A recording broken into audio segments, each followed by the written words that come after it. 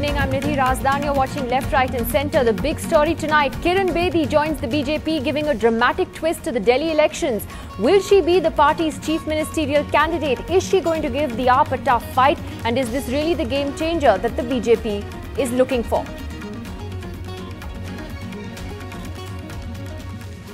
Kiran Bedi has taken the political plunge from Anna Hazare's movement to the BJP.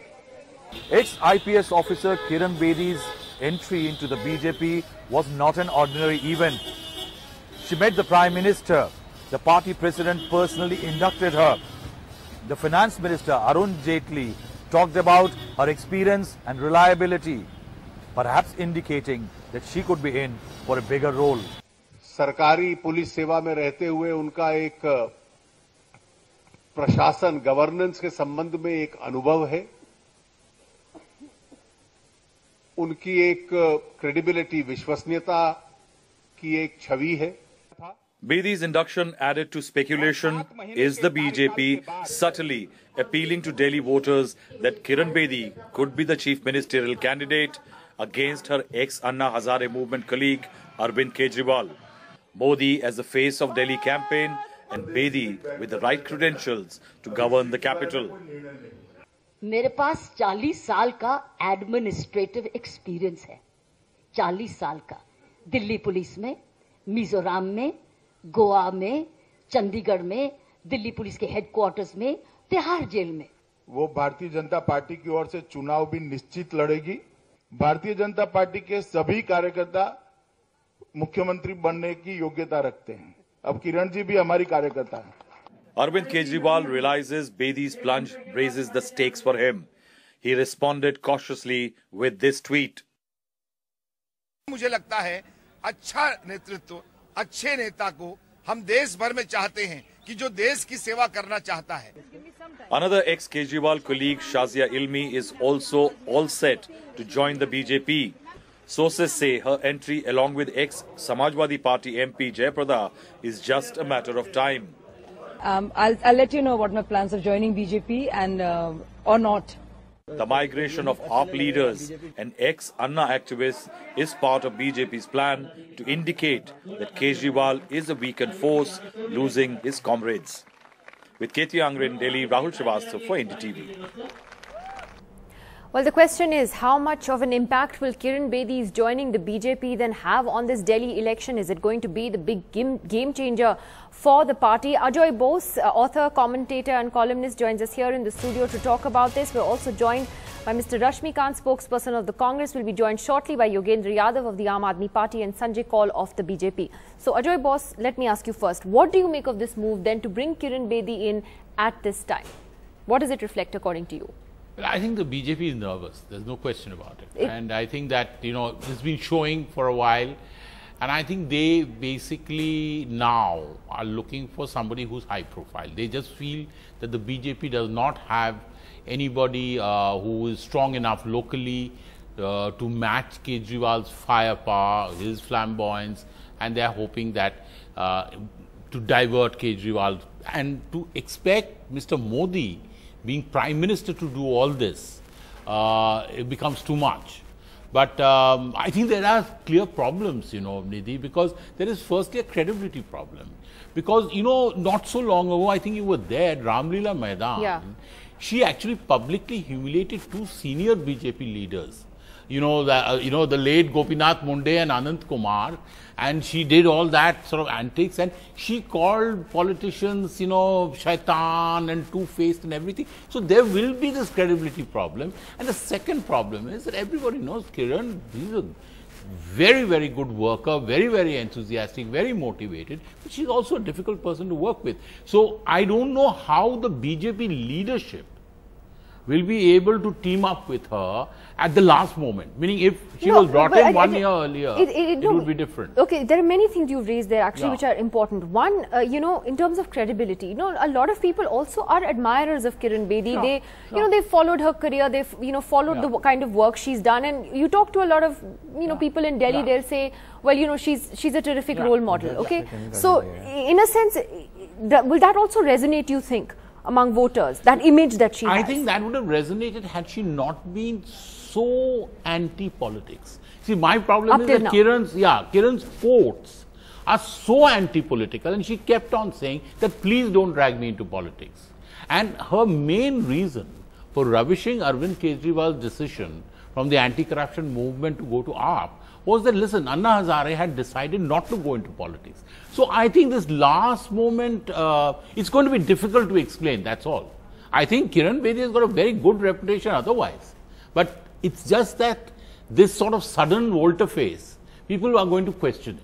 You know, Sanjay Kaul, what's interesting in what Ajoy Bose has also said is that he believes the decision to get Kiran Bedi into the party now reflects the BJP's nervousness. And it's interesting because just last week, you were on the program as well. We were talking about the fact that Mr. Modi appeared to be the BJP star campaigner in Delhi. He was, in a sense, the face, and that we were debating whether that was risky because he is the Prime Minister and that therefore puts his own reputation directly at stake.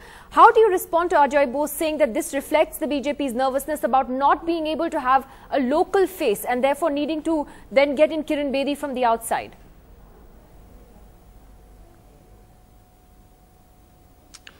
No, all I can say is that obviously he's not expanding his perspective to the spate of elections we have been through over the last 6-9 months. And I don't see anybody else complaining or comparing the fact that just when we went into election in the Lok Sabha in UP and thereafter in many other states, many other political stalwarts tended to join the BJP.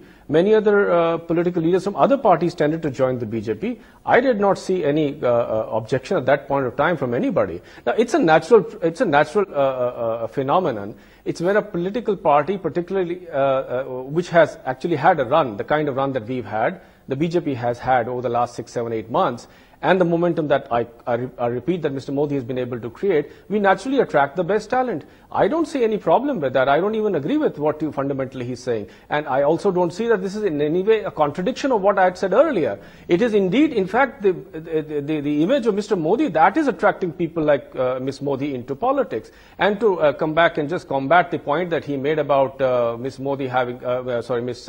Bedi having said that she would not join politics, but that holds true for Mr. Kejriwal, and that is why he was called Mr. U-turn, and it doesn't seem to have done him too much harm. Isn't it all uncomfortable, Sanjay, about some of the things Kiran Bedi has said in the past about Mr. Modi himself? Not only her, but Shazia Ilmi as well. There's a lot of speculation about whether Shazia Ilmi will be next to join the BJP, and people have been digging out their old tweets today. Ms. Bedi at one point was extremely critical of Mr. Modi. She had tweeted at one point that he would have to respond with clarity about what happened in the Gujarat riots, despite the courts clearing him so far. Shazia Ilmi has said, many things that a lot of BJP followers have taken exception to over the years. So the BJP is not uncomfortable about that U-turn in her position? No, so one is that you have to understand that when you are in a public position, when you're in a public service or you're a public personality, a lot of people at different points of time will say a lot of different things depending on circumstances. Number one. Number two, you do understand that she has thereafter also spoken a lot of positives about Mr. Modi. So how do we balance that out? Why would we want to only pick up the couple of tweets that were negative and not the 1,000 others which are positive? And I think you know what I'm trying to say. So I don't think these are issues of comfort or discomfort. It's all about strategy, tactics, about strength, about fighting elections. It's about what you need when you need it, and everybody fits into a plan. That's what it is. I mean, if she brought nothing to the table, obviously the BJP was not inclined to accept her. All right. So interesting when you talk about it as strategy. Yogendra Yadav, do you accept that Kiran Bedi now becoming a part of this election battle in a sense makes it a much more interesting battle? Do you think she's a worthy adversary? It is an interesting battle, and it's a clever move by the BJP. There are two parts to this move. One part is negative, the other part is positive. The negative part is this: the BJP had a problem. The state leadership was non-existent, had lost credibility, and yesterday when Aam Aadmi Party produced papers about Mr. Satish Upadhyay's involvement in the electricity companies, it became almost impossible for BJP to sustain it. So of course they had a serious credibility issue. Negatively, the second problem was that they thought that they would play this election on Narendra Modi versus Arvind Kejriwal plank. They thought what worked in Haryana, Maharashtra and other places would also easily work in Delhi. Then they held a rally and the rally flopped. And then the fear sunk in. The fear was, if you contest this election on Modi versus Kejriwal and Aam Aadmi Party wins, what happens to the Prime Minister's reputation? What happens to that 6-8 months of run that Sanjay Kaul was talking about? So this is clearly a response to that. They desperately needed someone who could be given the responsibility, the blame if necessary. The positive part of the strategy is the hope that she would bring something new. Let's wait for that. Let's wait for more evidence. Let's wait for people's reaction. My own sense is that people would remember a few things and they would ask a few questions. She used to say, "Sab neta chor hai." What now? She used to tell us when we formed the party, she was actually the leading one. She said, "You are betraying the people by forming a political party or joining a political organization." What has changed now? She said Mr. Narendra Modi will have to answer for 2002 riots even if courts cleared him. What has happened now? Mr. Sanjay Kaul said, well, you have to say all kinds of things in different occasions depending on the circumstances. And he also said, you know what I'm talking about. Do you know what he's talking about? No, not really, because, I do wonder whether ideologically anybody stands for anything anymore, or and everything is about what is opportune at that moment. Sanjay, I'll let you respond to that, but Rashmikant, how does the Congress see this development today? Because, in a sense, the Congress isn't even being looked at as a serious player in these elections, which I'm sure you find most unfortunate. How do you see Kiran Bedi's jump into politics today then?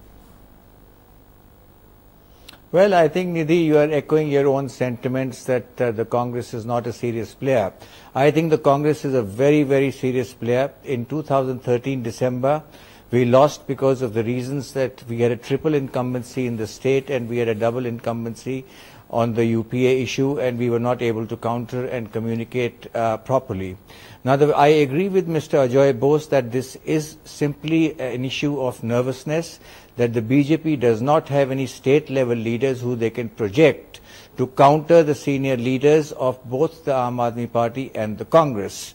And therefore, I do believe that there is a sense of nervousness, there is a sense of discomfiture within the BJP, and when Mr. Sanjay Kaul says that things change, what he is essentially saying is that she's got something on the table, which means that it is a transactional relationship between Ms. Bedi and the BJP, and it is not a transformational relationship in terms of ideology that Ms. Bedi has changed.